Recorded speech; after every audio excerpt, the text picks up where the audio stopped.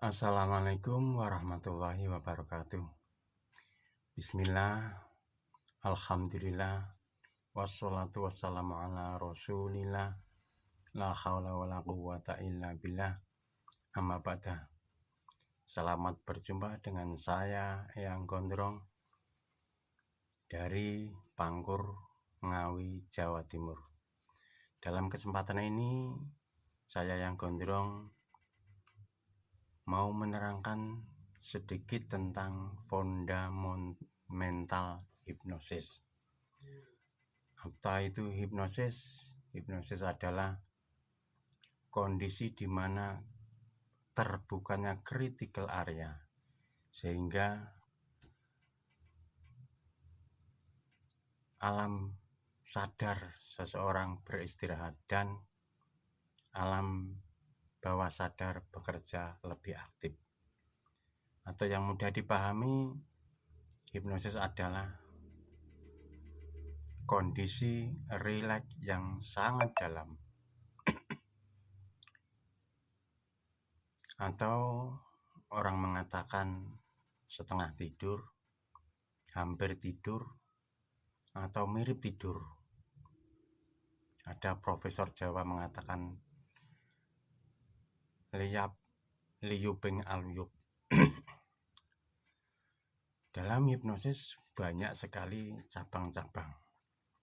Di antaranya ada hipnoterapi untuk tujuan terapi, ada hipnoparenting untuk tujuan pola mendidik anak dari orang tua, ada hypnoteaching, guru pada anak didiknya atau pada muridnya, ada hypnosealing, yaitu hipnosis untuk marketing, ada hypnostic, hipnosis untuk pertunjukan atau tontonan, ada hipnoforensik yang biasa digunakan hipnosis untuk keperluan penyidikan.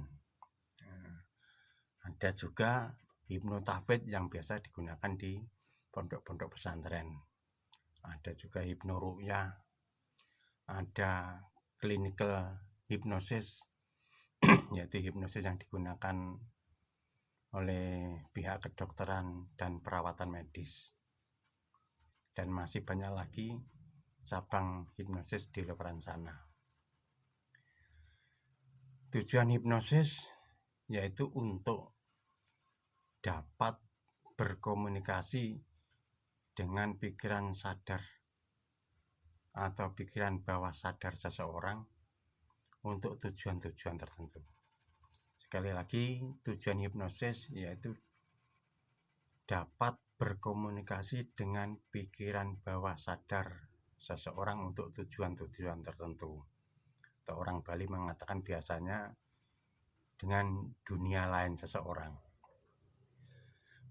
Intinya, hipnosis adalah install atau uninstall program pikiran bawah sadar seseorang untuk tujuan-tujuan tertentu.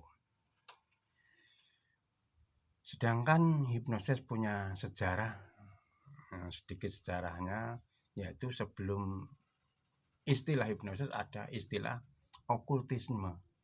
Okultisme adalah penyembuhan supranatural dengan mistis atau asimat atau mantra atau doa-doa. Selanjutnya ada istilah magnetisme. Magnetisme adalah penyembuhan dengan media atau media lempengan magnet. Selanjutnya ada istilah mesmerism. Mesmerism adalah penyembuhan dengan menggunakan magnetis tubuh seseorang. Lalu yang sampai sekarang istilahnya digunakan adalah hipnotism.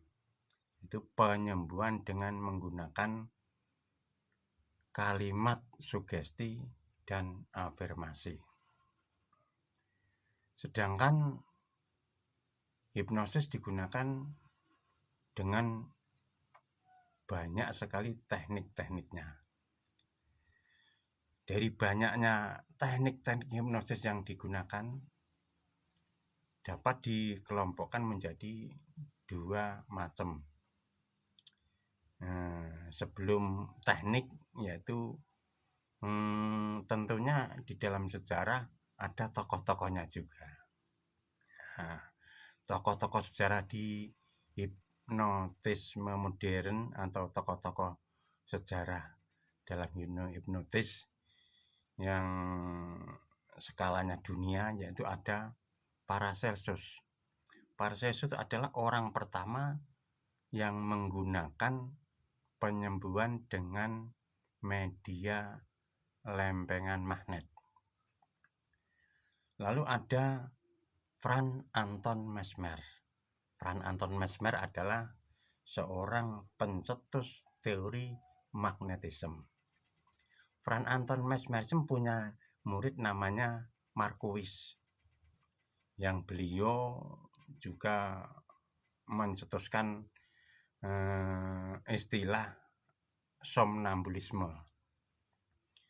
Selanjutnya juga ada namanya Dr. James Sdeile. Dr. James Sdeile adalah dokter dari Skotlandia yang paling banyak menggunakan hipnotis atau hipnosis dalam melaksanakan tugasnya, yaitu beliau adalah dokter ahli bedah. Dalam menggunakan hipnosis digunakan untuk operasi besar, termasuk amputasi. Beliau paling banyak menggunakan hipnosis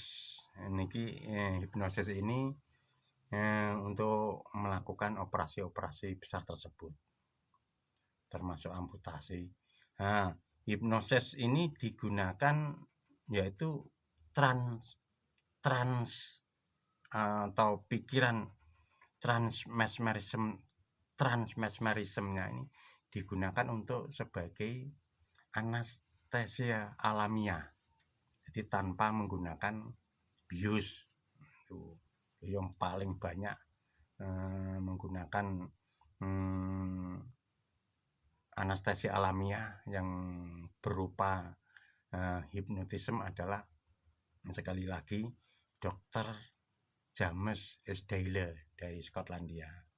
Ada dokter Skotlandia juga yang terkenal, yaitu James Braid, yang sampai sekarang disebut-sebut menjadi bapak hipnotisme modern. Itulah nama-nama tokoh yang sekelas dunia yang sampai sekarang yang perlu kita ketahui. Kembali ke tekniknya. Teknik-teknik hipnosis banyak sekali digunakan, banyak teknik maksudnya. Jadi teknik hipnosis itu banyak sekali. Dari banyak teknik ini dapat dikelompokkan menjadi dua kelompok, yaitu ada teknik formal hipnosis, ada teknik informal hipnosis. Sekarang apa yang disebut formal hipnosis? Formal hipnosis itu adalah melakukan hipnosis dengan standar operasional penanganan hipnosis. Ada standar operasionalnya. Standar operasional penanganan hipnosis atau SOP-nya, standarnya hipnosis itu melalui pembukaan pertama. Tentu ada pembukaan hipnosis, dalam istilahnya disebut pre-talk. Setelah pre-talk pembukaan ada induksi. Induksi itu adalah penembusan di area kritiknya atau critical areanya, critical area alam sadar seseorang. atau penembusan di alam sadarnya sehingga bisa masuk ke alam bawah sadar. Ini namanya induksi. Lalu setelah induksi ada namanya deepening. Deepening itu memperdalam level hipnosis atau memperdalam level bawah sadarnya, memperdalam relaksasinya, memperdalam rileksnya. Setelah deepening ada yaitu sugesti, ya, memasukkan kalimat-kalimat, menginstal atau uninstall, istilahnya menginstal atau uninstall program bawah sadar seseorang. Setelah sugesti langsung dilanjutkan dengan terminasi. Terminasi itu membangunkan membangun klien atau subyeknya. Setelah dibangunkan ada afirmasi, penegasan. Setelah bangun ditegaskan atau penegasan hipnosisnya, penegasan tujuannya, penegasan afirmasinya atau katakan afirmasi itu. Setelah afirmasi ada closing atau penutupan. Jadi diawali dengan pembukaan, diakhiri dengan penutupan. Itu standar operasional hipnosis, standarnya. Sekali lagi standarnya urutannya adalah pembukaan atau pre-talk, ada induksi, deepening, sugesti, lalu terminasi, afirmasi, dan diakhiri atau penutupan atau closing. Sedangkan kelompok yang kedua, teknik yang kedua yaitu informal hypnosis. Informal hypnosis itu banyak dilakukan tanpa menggunakan SOP, tanpa menggunakan standar urutan, tanpa menggunakan hanya bisa menggunakan dengan kata-kata atau cerita atau tulisan-tulisan atau gambar, atau bisa hanya dengan obrolan ringan saja,